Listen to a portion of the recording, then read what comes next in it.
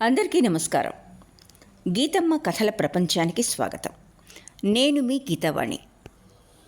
ఇప్పుడు మనం త్రివేణి గారి సంఘర్షణ అన్న రచనను ఆస్వాదిస్తున్నాం. 7వ మరియు చిట్ట చివరి భాగంలోకి ప్రవేశించాం. ముందుగా 6వ భాగంలో జరిగిన కథను తెలుసుకుందాం. సునంద వివాహం శ్రీధర్తో నిశ్చయమయ్యాక ఇంటిల్లిపాది ఎంతో సంబరపడుతూ ఉండగా సునంద మాత్రం మానసిక సంఘర్షణకు గురి అవుతుంది. అశాంతిగా, ఆందోళనగా ఉంటూ ఉంటుంది. ఆమెలో చిరాకు, పరాకు, అకారణ దుఃఖం ఎక్కువైపోతూ ఉంటాయి. పైగా ఆమె గదిలో నుండి కొన్ని ముఖ్యమైన వస్తువులు మాయమైపోతూ ఉంటాయి.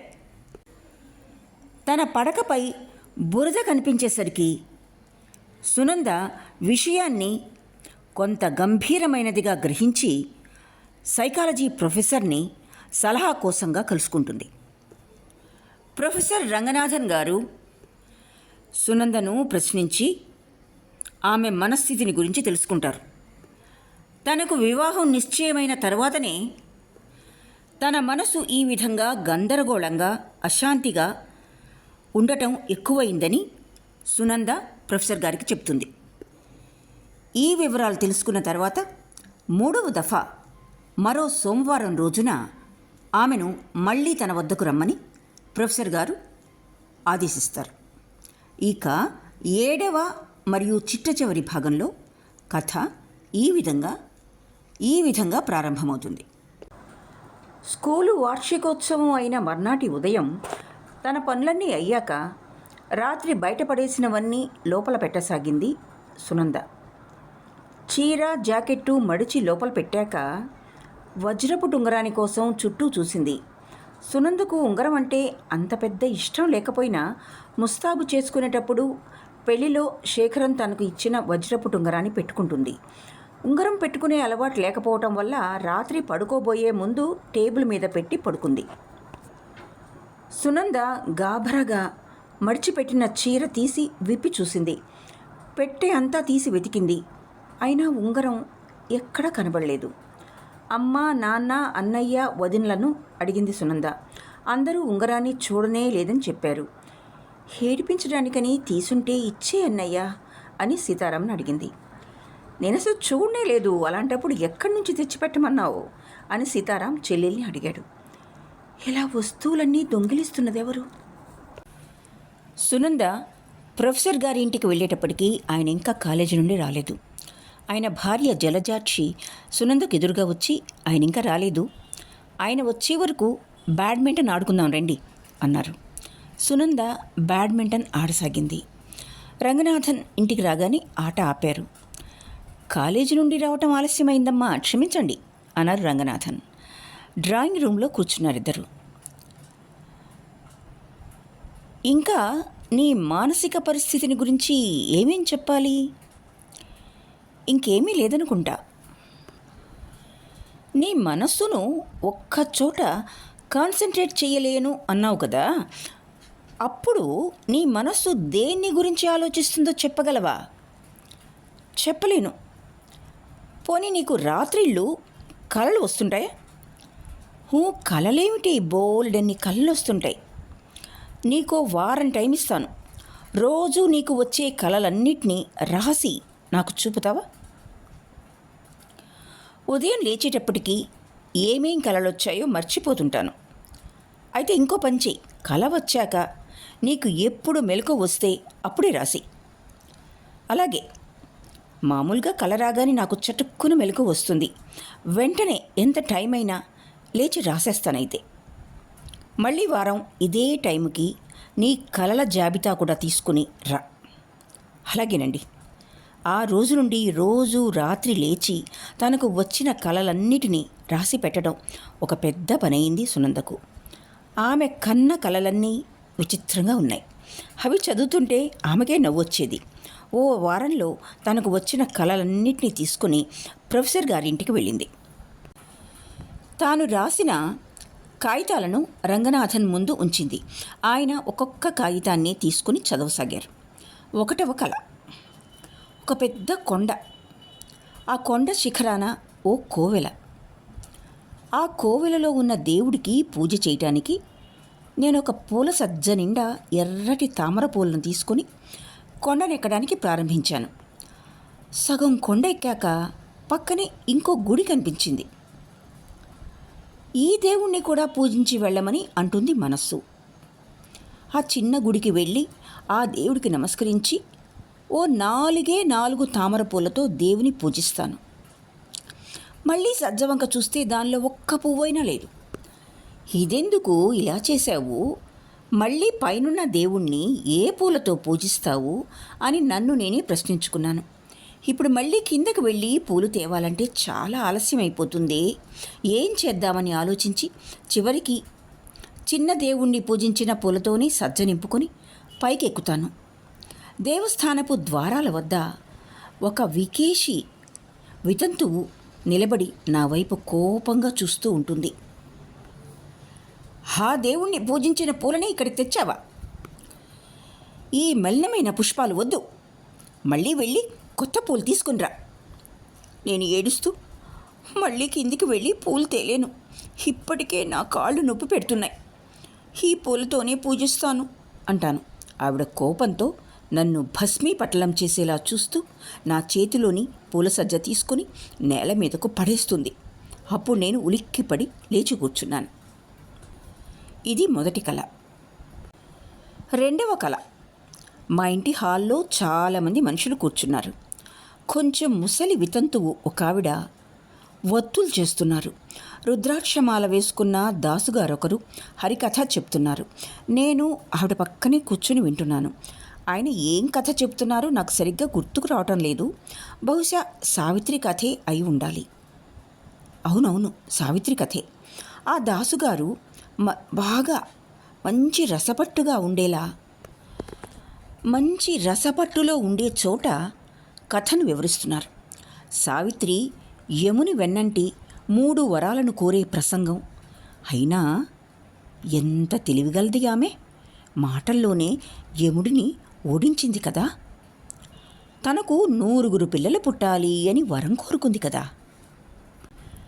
హరిదాస్ గారు ఆ ఘట్టాన్ని వివరించేటప్పుడు మా పక్కనే కూర్చున్న మరొకరు చిన్నగా నవ్వు నవ్వి, హా యముడే తెలివి తక్కువ మొద్దు. సావిత్రికి 9 బిడ్డలు పుట్టాలంటే మళ్ళీ సత్యవాన్ పునర్జీవితుడు కావాలి కదా, మరింకేమీ మార్గం లేకపోయిందా అన్నారు చాలా నెమ్మదిగా. ఈ మాట ఒత్తులు చేస్తూ కూర్చున్న ఆవిడకు వినిపించింది. ఆవిడ కోపంతో అతడి వైపు చూసి, సావిత్రి లాంటి పతివ్రత విషయంలో నోటికొచ్చినట్టల్లా మాట్లాడకు.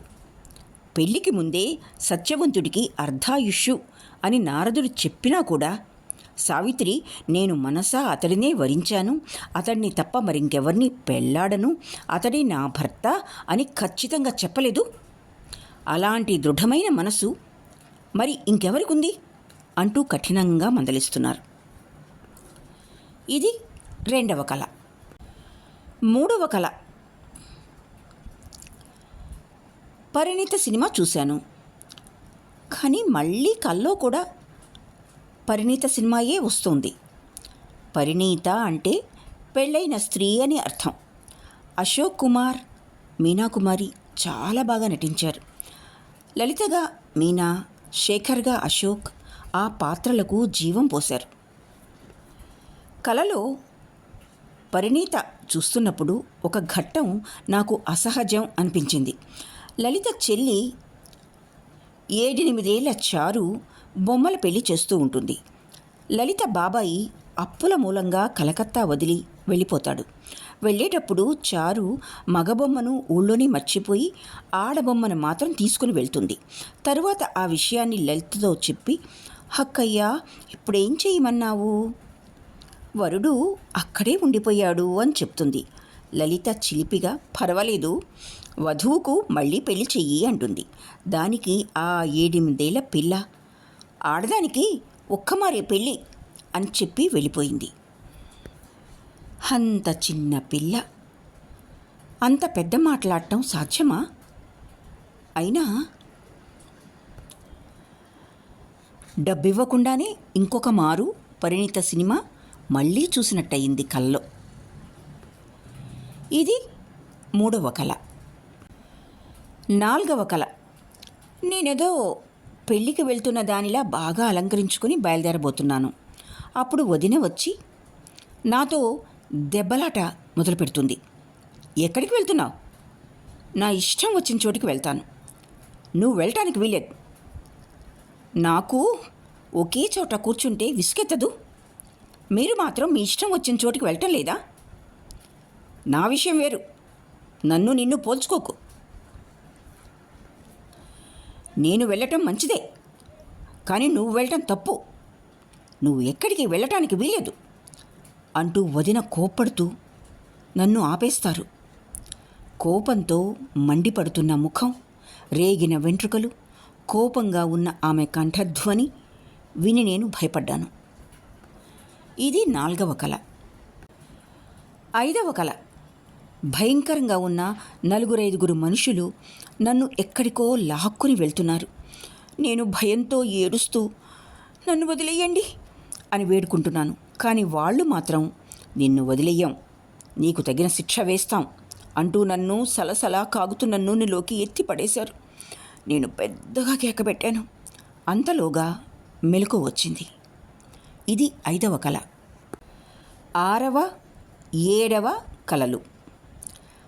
మా ఇంట్లో ఎందుకో చాలామంది మనుషులు వచ్చి ఉన్నారు. ఓ వితంతువు తలుపు దగ్గరే కూర్చొని ఒత్తులు చేసుకుంటున్నారు. నేను ఆమెను ఆనుకుని కూర్చున్నాను. హరికథలు చెప్పే దాసుగారొకరు నలదమయంతి చరిత్ర, లోపాముద్ర, సీత వీళ్ళందరి కథలు చెప్తున్నారు. ఆవిడ అప్పుడప్పుడు నన్ను చూసి దాసుగారు చెప్పే కథలన్నీ జాగ్రత్తగా విను అమ్మలు, అందువల్ల ఇహపరాల్లో పుణ్యం లభిస్తుంది అంటూ నా వీపు నిమురుతున్నారు. రంగనాథన్ సునంద కలలన్నిటినీ చదివి ఆ కాగితాలు ఓ ప్రక్కన పెట్టి, నిన్ను 2 ప్రశ్నలు అడగనా? అడగండి. మీ ఇంట్లో ఎవరైనా వితంతువులున్నారా? లేరు. ఇంతకు ముందు ఎప్పుడైనా ఉండేవారా? నేను 5-6 ఏళ్ల పిల్లగా ఉన్నప్పుడు మా నాన్నగారి అక్కయ్య వెంకమ్మ గారని ఉండేవారు. ఆ విషయం నీకేమైనా తెలుసా? ఆమెకు చాలా చిన్న వయసులోనే భర్త చనిపోయారు. అప్పటి నుండి మా ఇంట్లోనే ఉండేవారు ఆవిడ. చాలా మడిగా వ్రతాలు అవి చేస్తూ నిష్ఠగా ఉండేవారు ఆవిడ.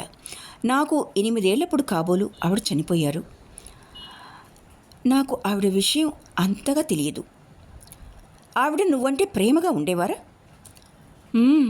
నేనంటే ఆవిడ ప్రాణంగా చూసుకునేవారట. నేను కూడా ఎప్పుడూ అత్తయ్య అంటూ ఆవిడ వెనకే తిరిగేదాన్నిట. భోజనం చేయటం, పడుకోవటం అంతా ఆవిడ దగ్గరే కావాలని పట్టుబట్టేదాన్నట. ఆవిడ నాకు కథలు చెప్పి నిద్రపుచ్చేవారట. కానీ నాకేది అంత స్పష్టంగా జ్ఞాపకం లేదు. సరే, రేపు నువ్వు వచ్చేటప్పుడు కొన్ని విషయాలు తెలుసుకునిరా. మొదటిది, మీ అత్తయ్య కోసమని అప్పుడప్పుడు మీ ఇంట్లో హరికథలు చెప్పించేవారా? రెండోది, ఆవిడ వ్రతాలు, నియమాలు, ఆచారం వీటి విషయంలో కొంచెం వివరంగా తెలుసుకునిరా. అలాగేనండి. మీ వదిన నువ్వు స్నేహ విశ్వాసాలతోనే ఉంటారా, లేకపోతే అప్పుడప్పుడు దెబ్బలాడుకుంటూ ఉంటారా? వదిన నన్ను ఓ తల్లిలాగే చూసుకుంటారు. మేమిద్దరం వదిన మరదళ్ళలాగా లేం, స్నేహితుల్లాగా ఉంటాం. మీ వదిన ఒక్క మారైనా నీ మీద కోపం చేసుకోలేదు? లేదు. ఆమె నన్ను చాలా వాత్సల్యంతో చూస్తారు. నువ్వు? మా అన్నయ్యను ఎంత ప్రేమతో గౌరవంతో చూస్తానో వదినను కూడా అంతే ప్రేమతో గౌరవంతో చూస్తాను. నిజమే చెప్తున్నావా? నేను ఎప్పుడూ అబద్ధాలు ఆడను. సరే, నేను కొన్ని విషయాలను గురించి అడిగాను కదా, వాటిని గురించి వివరంగా తెలుసుకుని రేపు రామ్మా. సునంద ఇంటికి బయలుదేరింది. రంగనాథన్ అడిగిన ప్రశ్నలు సునందకు కొంచెం విచిత్రంగా అనిపించాయి. ఎప్పుడో చనిపోయిన అత్తయ్యని గురించిన వివరాలు ఆయనకెందుకు అనిపించింది. సునంద రాత్రి భోజనాలయ్యాక వరండాలో కూర్చుని ఉన్న తండ్రి దగ్గరకు వచ్చి పక్కనే తను కూడా కూర్చుంది. చల్లగా గాలి వీస్తోంది కదూ నాన్న. అవునమ్మా, భోంచేసావా? చేశాను నాన్న. అన్నట్టు వెంకమ్మత్తయ్య చనిపోయి ఎన్నేళ్ళయింది నాన్న? ఇప్పుడు ఎందుకు జ్ఞాపకం వచ్చిందమ్మా? ఏమో, అలా జ్ఞాపకానికి వచ్చింది, అడిగాను అంతే. ఆమె చనిపోయేటప్పటికి నీకు 8 ఏళ్ళు అనుకుంటా. ఇప్పటికీ 15 ఏళ్ళు అవుతుందేమో చనిపోయి. అత్తయ్య చాలా మంచి ఆవిడ కదూ నాన్న. అవునమ్మా, నువ్వంటే ఆమెకు పంచ ప్రాణాలు. పాపం, పెద్ద మనిషి కాకముందే భర్త చనిపోయాడు ఆమెకు. మన సంసారపు సుఖమే తన సుఖమని అనుకునేది. మన సంసారం కోసమే తన సర్వశక్తులు ధారపోసింది. చాలా మడిగా ఆచారంగా ఉండేవారనుకుంటా. ఏ నాన్న? అవునమ్మా, 12 ఏళ్లకే భర్త చనిపోయాడు. తరువాత ఎంతమంది చెప్పినా భర్త లేని వాళ్ళు వెంట్రుకలు ఉంచుకోకూడదు, భర్త లేని ఆడదాని వెంట్రుకల నుండి ఒక్క చుక్క నీరు నేల మీద పడినా భర్తను యమదూతలు నరకహింస పెడతారు. బ్రతికి ఉన్నప్పుడు ఆయన్ను ఏమీ సుఖపెట్టలేకపోయాను. చచ్చి స్వర్గంలో ఉన్న పుణ్యాత్ముణ్ణి ఈ వెంట్రుకలు అలాగే ఉంచుకొని నరకానికి పంపనా అని చెప్పి జుత్తు తీయించేసుకుంది. మీరైనా చెప్పి మానిపించాల్సింది నాన్న. ఏం చేస్తామమ్మా, మేమెంత చెప్పినా వినలేదు. అదీ కాకుండా ఆనాటి పరిస్థితులు అలానే ఉండేవి. భర్త చనిపోయిన ఆడది జుట్టు తీయించుకోకపోతే అందరూ ఆక్షేపించేవారు. అందులో ఆమె చాలా నిక్కచ్చి మనిషి కూడా. ఏమైనా మన సంఘం ఇంకా చాలా మారాలి నాన్న. అన్నట్లు అత్తయ్య కాలం ఎలా గడిపేది? జపాలు, తపాలు, ఉపవాసాలు, పూజలు, వీటితోనే ఆవిడకు గడిచిపోయేది. రోజూ స్నానం చేసి భక్త విజయం చదివేది. తరువాత గీతాపారాయణం చేసేది. రోజూ సాయంకాలాలు శివాలయానికి వెళ్ళేది. ఆమె కోసమే శనివారం ఇంట్లోనే హరికథ ఏర్పాటు చేసేవాణ్ణి. దాసుగారకురొచ్చి హరికథ చెప్పేవారు. ఓ అంది ఆశ్చర్యంతో సునంద. అత్తయ్య తనకు అంతగా జ్ఞాపకం లేకపోయినా హరికథను గురించిన కళ తనకు రావటాన్ని చూసి ఆశ్చర్యపడింది సునంద. అంతా అప్పుడే మర్చిపోయావా సునంద? రోజూ రాత్రిళ్ళు అత్త దగ్గర పడుకుని భక్తుల కథలు, పతివ్రతల కథలు చెప్పించుకునేదానివి. మళ్ళీ వాటినన్నిటినీ 7 ఏళ్ల పిల్లగా ఉన్నప్పుడే ఎంత చక్కగా చెప్పేదానివి. అంతా మర్చిపోయావా అమ్మా? నాకేది సరిగ్గా జ్ఞాపకం లేదు నాన్న. అయితే చిన్నప్పుడు నేను భక్తుల కథలు, పతివ్రతల కథలు అన్నీ చెప్పేదాన్నే. లోపాముద్ర, సావిత్రి, నలదమయంతి, అహల్య, సీత, అరుంధతి, సక్కుబాయి, కబీర్దాసు, తులసీదాసు మొదలైన కథలన్నీ ఎంత చక్కగా చెప్పేదానివో. వెంకమ్మ నీకు ఆ కథలన్నీ చెప్పి నువ్వు వాళ్లలాగే కావాలమ్మలు అనేది. నాకేమీ జ్ఞాపకం లేదు నాన్న. నువ్వప్పటికీ చాలా చిన్నపిల్లవి, అంతా మర్చిపోయి ఉంటావు. భర్త చనిపోయిన దానికి ఏం సుఖమని రాత్రిళ్ళు భోజనం చేసేది కాదు ఆమె. ఓ రోజు నువ్వు మల్లెపూల దండ పెట్టుకుని ఇంకొక దండ ఆవిడ దగ్గరికి తీసుకుని వెళ్ళి, అత్తయ్య నువ్వు పూలు పెట్టుకోవు అని అడిగావు. దానికి ఆమె, ఈ జన్మలో నాకు ఆ పుణ్యం లేదు, ఈ జన్మలో నోములు నోచుకుని వచ్చే జన్మలో ఆ పుణ్యం సంపాదిస్తాను, మొగుళ్ళేని దానికి పూలు దేనికమ్మా అంది. పెట్టుకుంటే ఏమవుతుంది ఏమిటి అని అడిగావు నువ్వు. మళ్ళీ తప్పమ్మా, అలా చేయకూడదు అంటూ ఏడ్చేసింది మీ అత్త. అప్పుడు మీ అమ్మ వచ్చి నిన్నెత్తుకుని వెళ్ళిపోయింది. పాపం, నా మాటలకు అత్తయ్య ఎంత నొచ్చుకుందో. ఇద్దరూ కొంచెంసేపు మౌనంగా కూర్చున్నారు. నీ ఉంగరం దొరికిందమ్మా అని అడిగారు రావుగారు. లేదు నాన్న, ఇంకొక మారు వెతికి చూడాలి, నిద్ర వస్తోంది, పడుకుంటాను అంటూ లేచి మేడ మీదకు వెళ్ళింది సునంద. మరునాడు సునంద రంగనాథన్ గారితో తండ్రి తనకు చెప్పిన విషయాలన్నింటినీ తెలియజేసింది.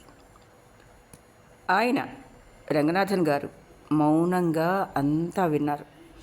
తర్వాత కొంచెంసేపు ఏదో ఆలోచిస్తూ కూర్చుని తల ఎత్తి సునంద వైపు చూశారు. నువ్వు నా నుండి ఏ విషయాన్ని దాచిపెట్టలేదు కదా అన్నారు. లేదు. నీ విషయంలో చెప్పవలసిందంతా చెప్పావా? నాకేమో అనుమానంగా ఉంది. శ్రీధర్ని ప్రేమించే ముందు ఇంకెవరినైనా ప్రేమించావా? సునంద వెంటనే జవాబు చెప్పలేదు. ఆమె మనస్సు అడకత్తెరలో పడినట్టుగా ఉంది. మనస్సులో జరుగుతున్న విప్లవం వల్ల ఆమె మొహం పాలిపోయింది. కర్చీఫ్ను రేలికి చుట్టి విప్పివేస్తూనే ఉంది. రంగనాథన్ ప్రశ్నకు సునంద, మీకు దయ్యాల్లో నమ్మకం ఉందండి అని అడిగింది. తన ప్రశ్నకు జవాబు చెప్పకుండా సునంద ఎదురు ప్రశ్న వేయటాన్ని చూసి ఆయనకు కోపం వచ్చింది. అయినా తమ కోపాన్ని బయటపడనీయకుండా, ఇప్పుడు ఈ ప్రశ్న దేనికి అన్నారు. నాకు దయ్యాల్లో నమ్మకం కలిగేలాంటి సంఘటనలు జరిగాయి. నువ్వు చెప్పటం చాలా వింతగా ఉంది. నీ అనుభవం చెప్తావా? ఓ రాత్రి 8 గంటలకు వర్షం కురవటానికి మొదలైంది. 10 గంటలకు ఆగిపోయింది. ఆ రోజు వర్షం రావటం మొదలయ్యాక నేను గడప దాటలేదు. కానీ ఉదయం లేచేటప్పటికీ నా పాదాలు, పక్క మీద దుప్పటి బురద అయ్యాయి. బురద నీరు నా చీర కుచ్చిళ్లకు అంటుకుని ఉంది. రంగనాథన్ ఉత్సాహంతో ముందుకు వంగి, ఆ తరువాత అన్నారు. నా చిన్నప్పుడు విన్నాను, దయ్యాలు నిద్రపోయేటప్పుడు ఎక్కడికైనా తీసుకుని వెళ్తాయని. ఒక అతను వరండాలో పడుకునేవాడు. ఉదయానికల్లా నడివీధిలో ఉండేవాడు. వాడిని మోహిని ఆవహించింది అనుకునేవారు. ఇంకా ఏమేం అనుభవం అయ్యాయి నీకు? కుతూహలంతో రంగనాథన్ నుదుటి మీద నరాలు పొంగాయి. నా గదిలోని కొన్ని వస్తువులు పెట్టిన చోట్ల నుండి మాయమయ్యాయి. ఎవరు దొంగిలించలేదని నీకు బాగా నమ్మకం ఉందా? నేనే స్వయంగా నిల్చుని గది ఊడిపిస్తాను. మా అమ్మ నాన్న మేడ మీదకు సాధారణంగా రారు.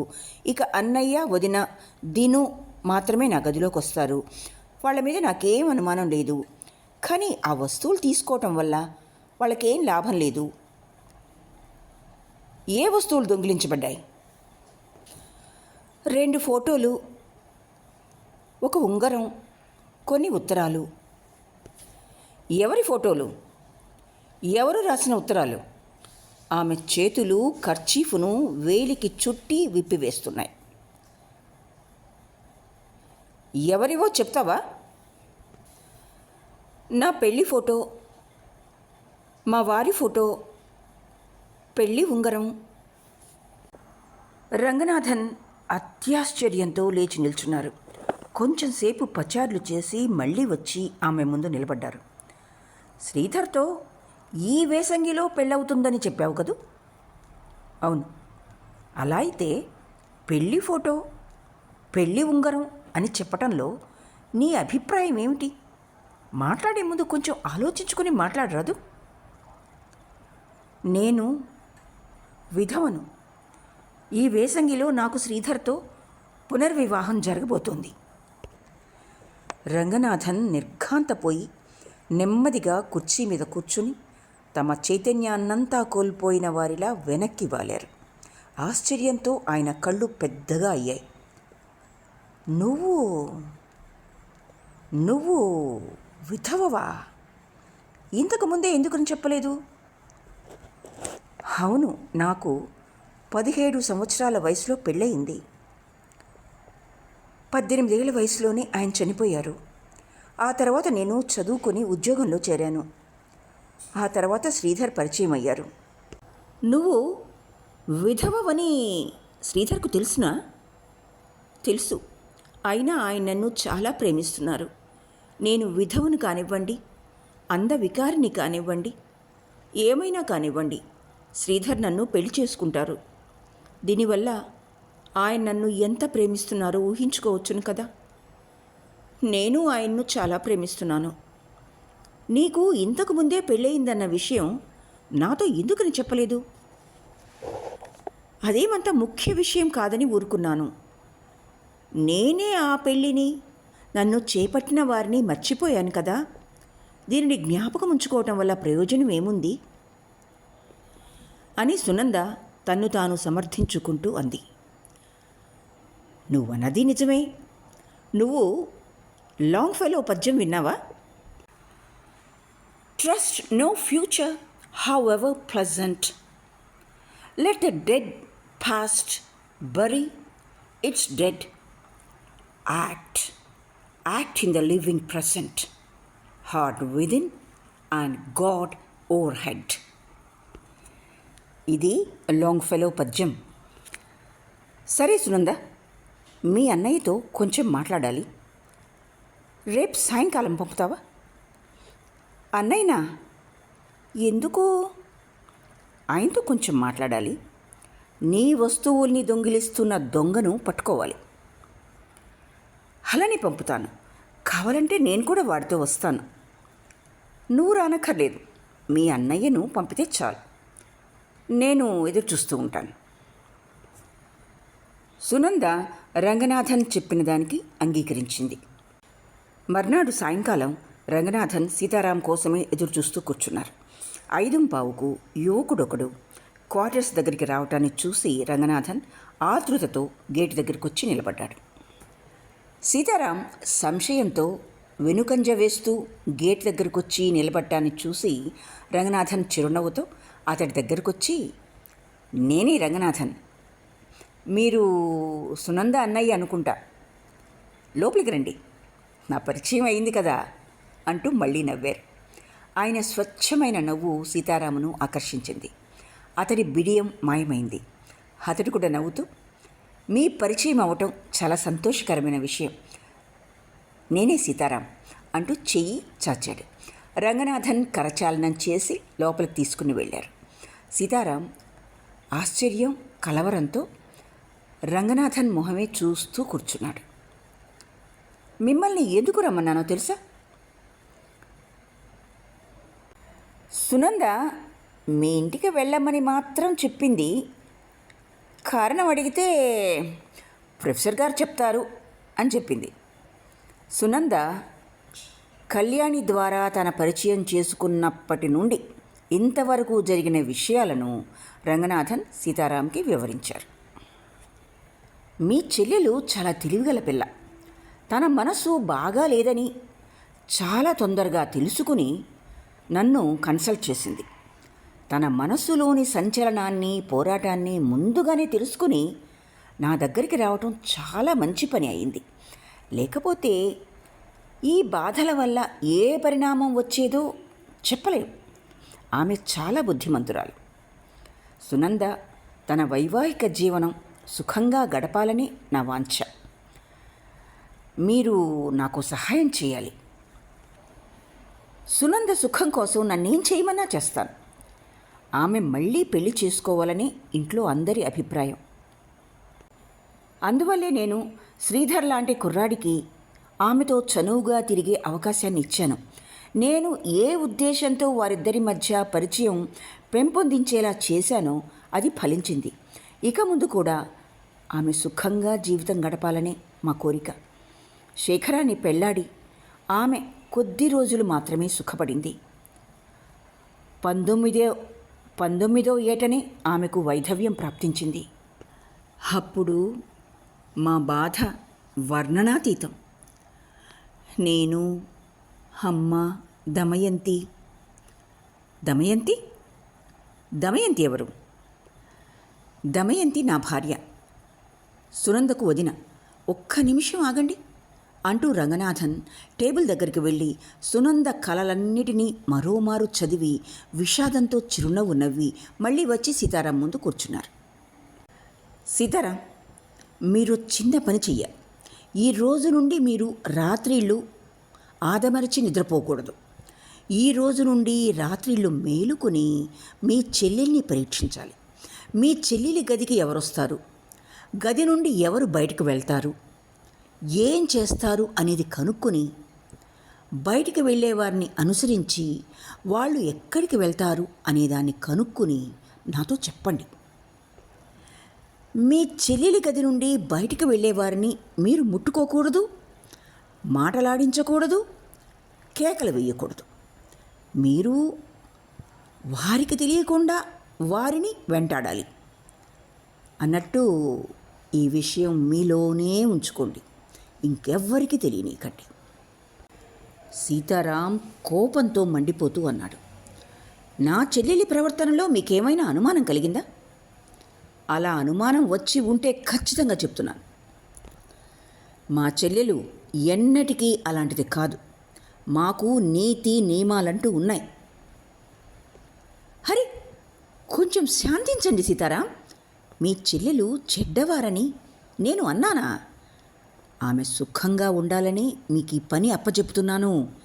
ఈరోజు రాత్రి చూడండి, ఎవ్వరూ కనిపించకపోతే రేపు రాత్రి చూడండి, తరువాత వచ్చే ఫలితాలను నాకు తెలపండి. అలాగే, సునందను అలా ఆమెకు తెలియకుండా పొంచి చూడటం నాకు ఇష్టం లేదు. అయినా మీరు అదంతా ఆమె మంచికే అని అంటున్నారు గనక అలాగే చేస్తాను. ఇక నేను వస్తాను అంటూ సీతారాం లేచి వచ్చేశాడు. సీతారాం మనస్సు కలత చెందింది. రాత్రి భోజనం కూడా చేయలేదు. అన్నయ్య ముఖం అదో రకంగా ఉండటాన్ని చూసి సునంద, ఎందుకన్నయ్య అలా ఉన్నావు? ప్రొఫెసర్ ఏమన్నారు అని అడిగింది. సీతారాం బలవంతంగా పెదవుల మీదకి చిరునవ్వు తెచ్చుకుని, సునంద పెళ్ళి శుభలేఖ నాకు పంపండి అన్నారు, మరింకేమంటారు అని ఊరుకున్నాడు. దమయంతి తన పనులన్నీ ముగించుకుని పైకి వచ్చేటప్పటికి సీతారాం నిద్రపోతున్న వాడిలా పడుకున్నాడు. దినకరుడు దుప్పటి కప్పుకోకుండానే పడుకున్నాడు. దమయంతి దినుకు దుప్పటి కప్పి సీతారాం దగ్గర కూర్చొని అతడి నుదుటిపై చేయి వేసి, జ్వరం కూడా లేదే, అయినా ఎందుకని భోజనం చేయలేదు అని తనకు తానే నెమ్మదిగా అనుకుని భర్తకు దుప్పటి కప్పి లైట్ ఆర్పి తను పడుకుంది. అరగంట గడిచింది. దమయంతి నిద్రపోతోందని నమ్మకం కలిగాక సీతారాం లేచి కూర్చున్నాడు. వెన్నెల గదినంతా ఆవరించి ఉంది. వెన్నెల్లో నిద్రిస్తున్న దమయంతి చాలా అందంగా కనబడింది అతడి కళ్ళకి. వదినలాగే ఉండే కూతురు పుడితే నేను చేసుకుంటానని జనం ఎగబడతారు అని సునంద చెప్పిన మాట జ్ఞాపకానికి వచ్చింది సీతారాంకి. సీతారాం కొంచెంసేపు ప్రేమగా దమయంతి వైపు చూశాడు. ఆమె నిద్రలోనే చిరునవ్వు నవ్వుతోంది. సీతారాం తన్ను తానే మర్చిపోయి ముందుకు వంగాడు. మరుక్షణమే ఆమెకు మెలకువ వస్తే అనుకుని వెనక్కి తగ్గాడు. నిద్రలో కూడా దిను కొంటెగానే కనిపిస్తున్నాడు. కల్లో కూడా ఏమల్లరి చేస్తున్నాడో అనుకుంటూ సీతారాం లేచాడు. ఒళ్ళు విరుచుకుని ఆవలిస్తూ తన గది తలుపు తెరిచి నెమ్మదిగా బయటకొచ్చి మళ్ళీ చప్పుడు కాకుండా తలుపు మూసేశాడు. సునంద రూమ్ తలుపు వేసే ఉంది. సీతారాం కిటికీ ప్రక్కనే ఉన్న కుర్చీ మీద కూర్చుని బయటకు చూశాడు. వెన్నెల్లో ప్రపంచమంతా నిద్రిస్తోంది. కొబ్బరాకులు వెన్నెల్లో తళతళ మెరుస్తున్నాయి. కీచురాళ్ల శబ్దం అప్పుడప్పుడు వినిపిస్తూ ఉంది.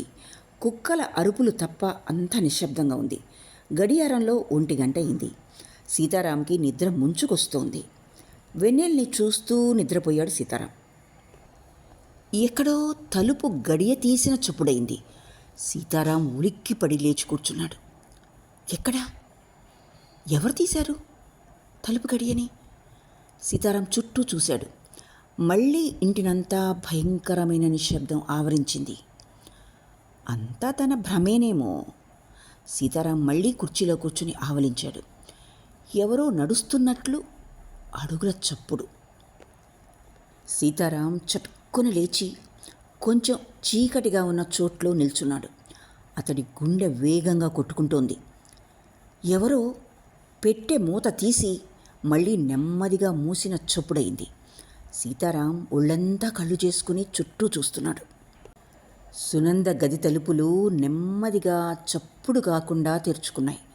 గదిలో నుండి బయటికి ఎవరొస్తారా అని సీతారాం కుతూహలంతో అటువైపే చూస్తున్నాడు. బయటకొచ్చింది సునంద. సునంద బయటకెందుకు వచ్చింది అనుకుంటూ సీతారాం చెల్లెలి ముఖాన్నే పరిశీలనగా చూశాడు. సునంద తెల్లటి వాయిల్ చీర కట్టుకునుంది. తెల్లటి జాకెట్ వేసుకునుంది. ముంగురులు నుదుటిని కప్పేశాయి. పొడుగాటి జడ వీపు మీద వ్రేలాడుతోంది. చీర కొంగు నేలను తాకుతోంది. సునంద ఒక్క క్షణం తలుపుని ఆనుకొని నిల్చుంది. ఆమె కళ్ళు సగం మూసుకుని ఉన్నాయి. సునంద కళ్ళు ముఖాన్ని చూస్తే ఆమె మేలుకుని ఉన్నట్లు కనిపించడం లేదు. ఆమె కళ్ళు ఎటువైపుకు చూడటం లేదు. భావశూన్యంగా ఉన్న ఆమె అరమోడ్పు కన్నులలో నిద్ర స్పష్టంగా కనబడుతోంది. ఒక్క క్షణం తలుపును ఆనుకొని నిలబడింది. తరువాత మెట్ల వైపు నడిచింది. అక్కడ పడిపోతుందేమో. ఆమె మేలుకుని లేదు. వెళ్ళి పట్టుకుందామా అనుకున్నాడు సీతారాం. కానీ రంగనాథన్ గారి మాటలు జ్ఞప్తికొచ్చాయి. మీరు ముట్టుకోకూడదు, మాటలాడించరాదు, కేకలు వెయ్యరాదు. ఆయన చెప్పిన విధంగా చేయటమే మంచిది అన్నది సీతారాం మనస్సు. సునంద నెమ్మదిగా మెట్లు దిగటానికి ప్రారంభించింది. ఆమె పడిపోతుందేమోనని సీతారాం భయపడ్డాడు. కానీ సునంద ఎక్కడా పడలేదు. సునంద త్రోవలో ఉన్న కుర్చీలని సోఫాని దాటుకుని పెరటి వైపుకు వెళ్ళసాగింది. సీతారాం చప్పుడు చేయకుండా నీడలా ఆమెను అనుసరించాడు. సునంద ఇంటి వెనక వైపునున్న తలుపు తీసి పెరట్లోకి అడుగుపెట్టింది. ఆమె పాదాలు మృదువుగా నేలను తాకుతూ నడుస్తున్నాయి. గాలికి ఆమె పైట కొంగు ఎగురుతోంది. నల్లటి జడ అటూ ఇటూ ఊగుతోంది. దేవకన్యలు వెన్నెల్లో విహారం చేసే కథ జ్ఞాపకం వచ్చింది సీతారాంకి. వెన్నెల్లో తెల్లటి చీరలో సునంద చాలా అందంగా అగుపిస్తోంది. పెరట్లో ఒక చివర పాడుబడిన నుయ్యి ఒకటి ఉంది. రావుగారు ఎప్పుడో నుయ్యి త్రవ్వించడానికి ప్రయత్నించారు. ఎంత లోతుగా తవ్వినా నీరు పడకపోవటంతో తన ప్రయత్నాన్ని విరమించుకున్నారు. మళ్ళీ దాన్ని పూర్తి చేయాలని ప్రయత్నించి రాతి పలకను ఆ నూతి మీద వేయించారు. కానీ అది నూతిని పూర్తిగా కప్పలేదు. రాతి పలక రెండు వైపులా చెయ్యి పట్టేటంత స్థలం ఉండిపోయింది. రాత్రిళ్ళు ఎవరైనా చూడకుండా నూతిలో పడతారనే భయం వల్ల రావుగారు అలా రాతి పలకతో బావిని మూసివేశారు. సునంద ఆ పాడుబడిన నూతి దగ్గరే ఆగింది. తన కుడి చేతిలో ఉన్న వస్తువుతో సహా రాతి పలక మీద అడుగుపెట్టింది. భయంతో నిలువెల్లా వణికిపోయాడు సీతారాం. ఆ రాతి పలక అకస్మాత్తుగా పక్కకు జరిగి సునంద నూతిలో గనుక పడిపోతే? ఆ రాతి పలక మీద నిల్చున్న సునందను ప్రక్కకు లాగుదామని సీతారాం 2 అడుగులు వేశాడు. మళ్ళీ రంగనాథన్ గారి మాటలు అతడిని నిరోధించాయి. సునంద ఆ రాతి పలక మీద కూర్చుంది. తన చేతిని ఆ సందులో దూర్చి ఒక్క నిమిషం అలాగే కూర్చుని మళ్ళీ లేచి నిల్చుంది. అంతకుముందు ఆమె చేతిలో ఉన్న వస్తువు ఇప్పుడు లేదు. సునంద మళ్ళీ ఇంటి వైపుకు బయలుదేరింది. సీతారాం వేగంగా ఆమెను అనుసరించాడు. ఆమె లోపలికి వెళ్ళి తలుపులు వేసుకుంటుందేమోనని భయపడ్డాడు సీతారాం. అలా గనక చేసినట్లయితే ఇక రాత్రంతా తాను చలిలో ఆరు బయటే గడపాల్సి వస్తుంది. సునంద లోపలికి వెళ్ళగానే సీతారాం కూడా ఆమె వెంటనే లోపలికి దూరాడు. అయినా సునంద సీతారాముని గమనించినట్టే లేదు. ఎంత విచిత్రంగా ఉంది ఇది. కళ్ళు సగం తెరిచున్నాయి. ఆమె వెనకని నేను వచ్చాను. తలుపు గడియ వేసుకునేటప్పుడు కూడా నన్ను ఆమె గమనించనే లేదే అనుకున్నాడు సీతారాం. సునంద తలుపు గడియ వేసుకుని నెమ్మదిగా మేడ మెట్లెక్కి తన గదిలోకి వెళ్ళిపోయింది. తరువాత మామూలుగానే తలుపు మూసుకొని గడియ పెట్టుకుంది. సీతారాం కొన్ని క్షణాలు ఏమీ ఆలోచించలేక మనస్సు మూగపోయి అలాగే నిల్చున్నాడు. 5 నిమిషాలు అలాగే నిల్చుని తరువాత సీతారాం ఏదో నిశ్చయానికి వచ్చి మేడ మెట్లు ఎక్కొచ్చి చెల్లెల గది తలుపు తట్టాడు. సునంద అని పిలిచాడు. లోపల నుండి ఎలాంటి చప్పుడు వినపడలేదు. సీతారాం మళ్ళీ తలుపులు తట్టి సునంద అని పిలిచాడు. సునంద మేలుకుని లేచి లైట్ వేసి తలుపులు తెరిచి ఏంటన్నయ్యా అంది. నిద్రపోతున్నావా? నువ్వు పిలిస్తే మెలకు వచ్చింది. ఏదో చప్పుడైనట్టుంది, అందుకే లేచొచ్చాను. నీకేమైనా చప్పుడు వినపడిందా? లేదు బాబు, నాకేం వినపడలేదు. నువ్వు పిలిచే వరకు నాకు అసలు మెలకువే రాలేదు. అయితే ఎక్కడ చప్పుడైందో ఏమిటో. సరే నిద్రపో అంటూ సీతారాం తన గదికి వచ్చి పడుకున్నాడు. తరువాత ఎంత ప్రయత్నించినా అతడి కన్ను మూతపడలేదు. ఉదయం లేచి కాఫీ తాగగానే సీతారాం రంగనాథన్ గారింటికి వెళ్ళాడు. రంగనాథన్ అప్పుడే లేచి షేవ్ చేసుకుంటున్నారు. సీతారాం ముఖంలో ప్రస్ఫుటంగా కనిపిస్తున్న కలవరపాటును చూసి నవ్వుతూ ఏమిటి విశేషాలు అన్నారు. సీతారాం రాత్రి తాను చూసిన దాన్నంతా వివరించి చెప్పాడు. సునంద ఎందుకు అలా చేసిందండి అని కుతూహలంతో ప్రొఫెసర్ గారిని ప్రశ్నించాడు. సాయంకాలం సునందను కూడా తీసుకురండి, అప్పుడు అంతా వివరంగా చెప్తాను అన్నారు రంగనాథన్. సీతారాం ఇంటికి వచ్చి సునందతో ప్రొఫెసర్ గారు రమ్మన్న విషయం చెప్పాడు. సాయంకాలం 5 గంటలకు అన్నా చెల్లెళ్ళిద్దరూ కలిసి రంగనాథన్ ఇంటికి బయలుదేరారు. దిను కూడా వాళ్ళతో వస్తానని మొండికేసిన బిస్కెట్లు బిళ్ళలు తెచ్చి పెడతామని చెప్పి వాడి నుంచి తప్పించుకొని బయలుదేరారు. రంగనాథన్ వారిద్దరి కోసమే ఎదురు చూస్తున్నట్లు కనబడింది. లోపలికి రండి అంటూనే డ్రాయింగ్ రూమ్లో ఇద్దరిని కూర్చోబెట్టి తాను కూడా వారికి ఎదురుగుండా కూర్చున్నారు. రంగనాథన్ సునందనే చూస్తూ మీ సమస్యలకు జవాబు దొరికింది అన్నారు. నిజంగానా? సునంద ఉద్వేగంతో అడిగింది. మీ సమస్యలేమిటో ఒక్కొక్కటిగా చెప్పండి, నేను జవాబు చెప్తాను. ఆత్మహత్యను గురించిన ఆలోచనలు, ఊరికే ఏడుపు రావటం, నా మీద నాకే కోపం రావటం, అందరూ నన్నే చూసి నా గురించే మాట్లాడుకుంటున్నారు అనుకోవటం, వీటన్నిటికీ కారణం ఏమిటి? ఆత్మహత్యను గురించిన ఆలోచనలు నీకు రావటానికి కారణం నీకు ఏం చేయాలో తెలియకుండా ఉండటం. నీ చిన్నతనంలో నేర్చుకున్న భావాలకు, చదువుకున్న తర్వాత నీలో వచ్చిన ఆధునిక మనోభావాలకు సంఘర్షణ జరుగుతోంది. నీ మనస్సు చీలిపోయింది, కానీ దాన్ని నువ్వు గుర్తించలేదు.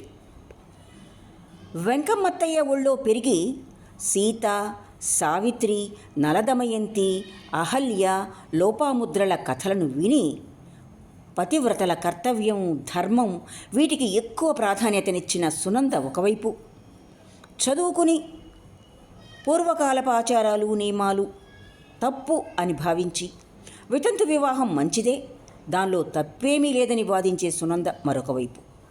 ఈ ఇద్దరి మధ్య నలిగిపోతున్నావు నువ్వు. నీ జాగృత మనస్సు ఈ పాత భావాలను లెక్క చేయటం లేదు. కానీ నీ అత్తయ్య నీలో నాటిన పతివ్రత ధర్మ బీజం సుషుప్తంగా పెరిగి మహావృక్షమై కూర్చుంది. నువ్వు దాన్ని గుర్తించలేదు. నీకు తెలియకుండానే నీ మనస్సులో, అంటే సుప్త చిత్తాన్ని, అన్కాన్షియస్ మైండ్ని ఆ మనోభావాలు ఆక్రమించుకున్నాయి. కానీ శ్రీధర్ మీది ప్రేమతో వాటిని ఎదిరించడానికి ప్రయత్నించా. మనసులో ఏదో విప్లవం, పోరాటం జరుగుతూ ఉందని నీకు తెలిసిన కారణాన్ని మాత్రం ఊహించలేకపోయావు. ఆధునిక భావాలకు, సనాతన భావాలకు పోరాటం జరిగినప్పుడు ఆత్మహత్యను గురించిన ఆలోచన నీ మనస్సులో మెదిలేది. ఏం చేయడానికి తోచక చీకట్లో తోవ తప్పిన పసి పాపాయిలా ఏడ్చేసేదానివి. కారణరహితమైన ఏడుపు రావడానికి కారణం ఈ దౌర్బల్యమే. మళ్ళీ పెళ్లి చేసుకోవడం, తప్పని భావించిన శ్రీధర్ని వివాహం చేసుకోవటానికి ఒప్పుకున్న నీ ధైర్య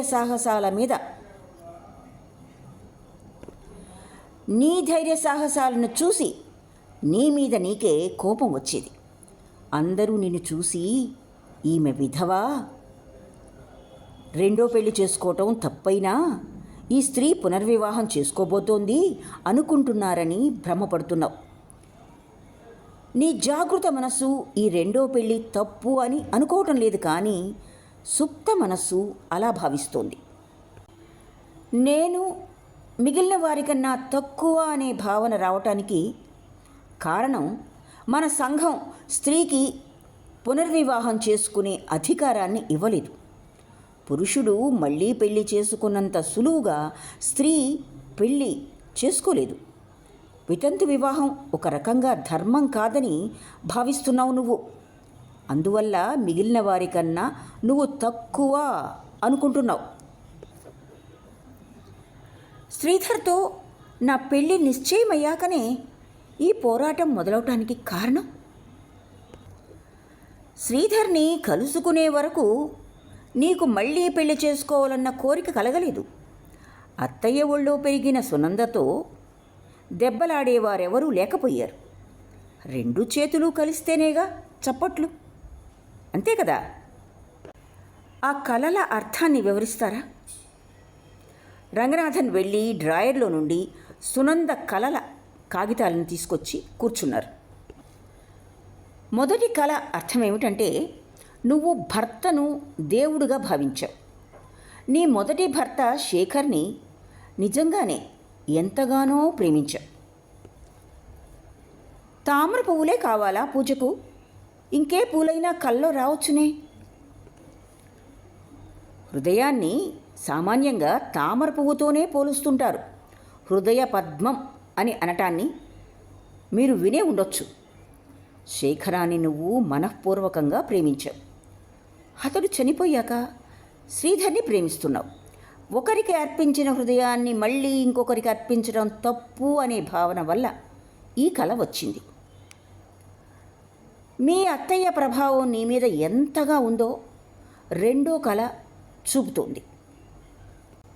ఇక మూడవ కలలో పరిణీతలోని చారు అన్నమాట, ఆడదానికి ఒకే మారు పెళ్ళి అన్నది వెంకమ్మత్తయ్య పెంచిన సునంద మనసులో మిదులుతున్న మాటలు. నాలుగవ కలలో మీ వదిన నీతో దెబ్బలాడుతుంది, కానీ నిజానికి నీతో దెబ్బలాడుతున్నది మీ వదిన దమయంతి కాదు. కలలో వచ్చి నువ్వు చేస్తున్నది తప్పు అని ఖండించింది నలమహారాజు భార్య దమయంతి. నువ్వు నలుడి భార్య దమయంతిని ఎప్పుడూ చూడలేదు. నువ్వు చూసిన దమయంతే నీతో నువ్వు చేస్తున్నది తప్పు అని దెబ్బలాడుతుంది. పేర్ల సామ్యాన్ని బట్టి నీకు కలొచ్చింది. పునర్వివాహం తప్పు అని నీ అంతరంగం భావిస్తున్నందువల్ల శ్రీధర్ని పెళ్లి చేసుకుంటే నరకంలో శిక్ష వేస్తారేమోనని చాలా భయపడుతున్నావు. ఏడవ కళ మీ అత్తయ్య ప్రభావం నీ మీద ఎంత ఉందో చూపుతోంది. మరి ఫోటోలు, ఉత్తరాలు, ఉంగరం దొంగతనం మాట ఏమిటి? వాటిని నువ్వే నిద్రలో తీసుకుని వెళ్ళి మీ పెరట్లో ఉన్న పాడుబడిన నూతిలో పడేశావు. సునంద ఆశ్చర్యంతో, నేనా? అసంభవం, చీకట్లో ఒంటరిగా నడవడానికే భయం నాకు అంది. కానీ నీ ప్రవర్తనను మీ అన్నయ్య చూశారు, కావాలంటే అడుగు. సునంద సీతారాం వైపు తిరిగింది. అతడు అంతకుముందు రాత్రి జరిగిన దాన్నంతా వివరించి చెప్పాడు సునందతో. అద్భుతాన్ని వింటున్న పసిపిల్లల సునంద అంతా వినది. ముచ్చెమటలు పోశాయి ఆమెకు. అమ్మయ్యో, రాత్రిళ్ళు ఎలా బయటికి వెళ్ళేదాన్ని తలుచుకుంటేనే వణుకు పుడుతుందే. నిద్రలో ఇలా నడవటానికి సోమ్నాంబులిజం అంటారు. దీన్ని మన భాషలో నిద్రాభ్రమణం అంటారు. అలాంటప్పుడు ఆ వ్యక్తికి మెలకువ ఉండక తానేం చేస్తున్నాను, ఎక్కడికి వెళ్తున్నాను అనే జ్ఞానం ఉండదు. నీలా నిద్రలో నడిచేవారికి నరాల దౌర్బల్యం కానీ గిల్టీ కాంప్లెక్స్ కానీ ఉంటుంది. లేడీ మ్యాక్బెత్ రాజును చంపేశాక ఈ గిల్టీ కాంప్లెక్స్ వల్ల రాత్రిళ్ళు నిద్రలో అశాంతితో తిరగటాన్ని మనం మ్యాక్బెత్ నాటకంలో చదివాం కదా. శేఖర్ ఫోటో, మొదటి పెళ్లి ఫోటో, ఉంగరం, శేఖర్ ఉత్తరాలు నీ కంటబడినప్పుడల్లా నువ్వు తప్పు చేస్తున్నావని అనిపించేది. ముళ్ళుగుచ్చుకున్న కాలు అడుగు వేసినప్పుడల్లా నొప్పి పెట్టేటట్లు శేఖర్ తలుపుకు తెచ్చే వస్తువేదీ కనబడినా నీకు మనసులో బాధ కలుగుతూ ఉండేది. వాటిని నీ కంటబడకుండా ఎక్కడైనా పెడితే మనసులో పోరాటం, విప్లవం శాంతించవచ్చునని అనుకున్నావు. కానీ నీ జాగృత మనసు ఇలా పునర్వివాహాన్ని తప్పు అనుకోవటం లేదు. అందువల్ల నిద్రపోయేటప్పుడు శేఖర్ని తలుపుకు తెచ్చే వస్తువులన్నింటినీ తీసుకువెళ్ళి ఆ పాడుబడిన నూతిలో పడేసి వచ్చేదానివి. శ్రీధర్ మీది ప్రేమ, మళ్ళీ నలుగురిలా హాయిగా కాపురం చేసుకోవాలనే కోరిక నీ చేత ఆ పనిని చేయించాయి. నిద్రలో నడిచే అలవాటు నుండి తప్పించుకోలేనా? అలా అన్నదెవరు? నీ మనసులో ఉండే భావాలను సంపూర్ణంగా నాశనం చేసి జీవితాన్ని కొత్త దృష్టితో చూడటానికి ప్రయత్నించు. జాగృత మనస్సుకు సుప్త చైతన్యానికి మధ్య అభిప్రాయ భేదం రాకుండా చూసుకో. విధవ, అందులోనూ చిన్న వయసులో ఉన్న విధవ ప్రేమించడం కానీ మళ్ళీ పెళ్లి చేసుకోవటం కానీ తప్పు కాదు. నువ్వు ఇంకా చిన్నదానివి. నలుగురిలా జీవించాలి అన్న అపేక్ష ఉంది. నీ జీవితం ఇప్పుడే మొదలైంది. నువ్వు సంతోషంగా హాయిగా జీవించే అవకాశం దొరికినప్పుడు ఏదో మూఢనమ్మకానికి తావిచ్చి నీ జీవితాన్ని నాశనం చేసుకోవటంలో న్యాయం లేదు. నువ్వు చనిపోయే వరకు బ్రహ్మచారినిగా ఉండాలని ఆజ్ఞాపించే అధికారం లోకులకు కానీ సమాజానికి కానీ లేదు. ఇంకా ముందు ముందు యవ్వనంలో ఒంటరిగా జీవించలేక కోర్కెలకు లోనయ్యి పతిత అనిపించుకోవడం కన్నా శ్రీధర్ని పెళ్లి చేసుకుని న్యాయమైన మార్గంలో జీవించటం ఉత్తమం. శేఖరం జీవించి ఉన్నప్పుడు నువ్వు అతడికి ద్రోహం తలపెట్టలేదు కదా. కానీ అతడు అంత తొందరగా చనిపోవటం నీ తప్పు కాదు. అంతదానికే నువ్వు నీ దేహాన్ని, మనస్సును శిక్షించడం న్యాయం కాదు. శ్రీధర్ నిన్ను పెళ్లి చేసుకోవడానికి ముందుకొచ్చారు. ఆయన్ను పెళ్లి చేసుకుని సుఖంగా జీవించు. లోకానికి భయపడకు. 4 రోజులు మీ గురించి మాట్లాడుకోవచ్చు. కానీ అలాంటి నలుగురికి భయపడకుండా పెళ్లి చేసుకుని ఇంకా మిగిలిన వారికి కూడా మార్గం చూపండి. శేఖర్తో ఎంత ప్రేమగా ఉండేదానివో శ్రీధర్తోనూ అలాగే ఉండు. శేఖర్, శ్రీధర్ వేర్వేరు వ్యక్తులు కారు అనుకో.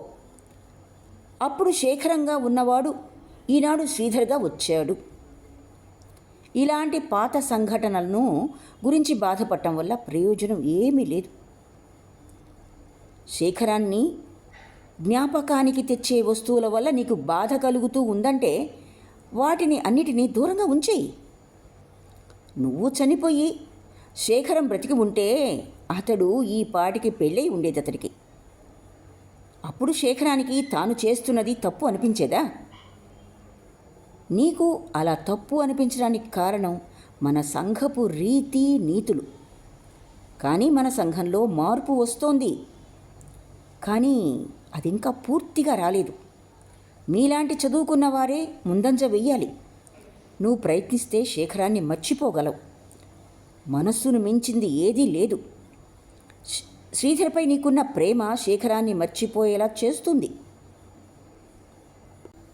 ఇకపై శేఖర్ని తలుచుకోవడం అంటే అది శ్రీధర్కు ద్రోహం చేసినట్టే అని భావించు. అప్పుడు శేఖరాన్ని తొందరగా మర్చిపోగలుగుతావు. ఈ రోజులోని ఆనందం, సుఖం నీవే. అలాంటప్పుడు నిన్నటి గురించి రేపటి గురించి బాధపడటంలో అర్థం లేదు. ఉమర్ ఖయ్యాం అన్న మాటలు వినలేదా? Tomorrow is unborn and dead yesterday. Why feel about them if today is sweet. నిన్న గడిచిపోయింది, రేపు ఇంకా పుట్టలేదు. ఈ క్షణం మాత్రం నీది. ఇప్పుడే సుఖపడు. రంగనాథన్ గారి మాటలు వింటున్న సునంద, మీ మాటల వల్ల నాకెంతో ధైర్యం కలిగింది, కానీ మీరు ఇంకా కాస్త ధైర్యం అంది. అలాగే కానివ్వండి. సలహా శక్తి ఎలాంటిదో చూద్దురు కానీ ఇంకొక నెలలో మీ పాత భావాలను సంపూర్ణంగా నాశనం చేసేస్తాను. రోజు అరగంట వచ్చి విసుగు పుట్టిన నా ఉపన్యాసాన్ని వినిపోండి అంటూ ఆయన సీతారాం వైపు తిరిగారు. మీరు ఈ పనిలో నాతో సహకరించాలి. సునంద మంచి ధైర్యం గల పిల్ల, మంచి దృఢమైన మనసుంది, కానీ అది చాలా సూక్ష్మమైనది కూడా. చెప్పాలంటే మన అందరి ప్రయత్నం కన్నా తన స్వీయ ప్రయత్నం వల్ల రాత్రిలో నిద్రలో నడిచే అలవాటు నుండి తప్పించుకోవచ్చు ఆమె. నేను మనస్సును ఓడించగలను, మనస్సు నా అదుపులో ఉండాలి, మనస్సు అదుపులో నేను ఉండకూడదు అనుకునేటంత ఆత్మవిశ్వాసం, భరోసా నీకుండాలి సునంద. మనస్సును మించింది ఏదీ లేదు అన్నారు. సునంద, సీతారాం ఇద్దరు ఇంటికి వచ్చేటప్పటికీ శ్రీధర్ దీనుతో ఆడుకుంటూ కూర్చున్నాడు. సునంద శ్రీధర్ని చూసి అంది, కొన్ని రోజులు రావడానికి వీలు పడదన్నారు. అలా చెప్పాను, కానీ ఎందుకో విసుగ్గా అనిపించింది. ఓ అరగంట తీరిక కూడా దొరికింది. నిన్ను చూసి వెళ్దామని వచ్చాను. ఎక్కడికి వెళ్ళావు? అప్పుడే మొదలైంది సునంద. ఎక్కడికి వెళ్ళావు, ఎందుకు వెళ్ళావు అని అడగటం. నువ్వు దానికి జవాబు చెప్పుకోమ్మా. రా దిను, మనం వెళ్దాం అంటూ సీతారాం దినకర్ని తీసుకుని లోపలికి వెళ్ళాడు. సునంద తాను రంగనాథన్ దగ్గరికి వెళ్ళిన రోజు నుండి ఈనాటి వరకు జరిగిన విషయాలన్నిటినీ చెప్పింది. శ్రీధర్ చాలాసేపు మౌనం వహించాడు.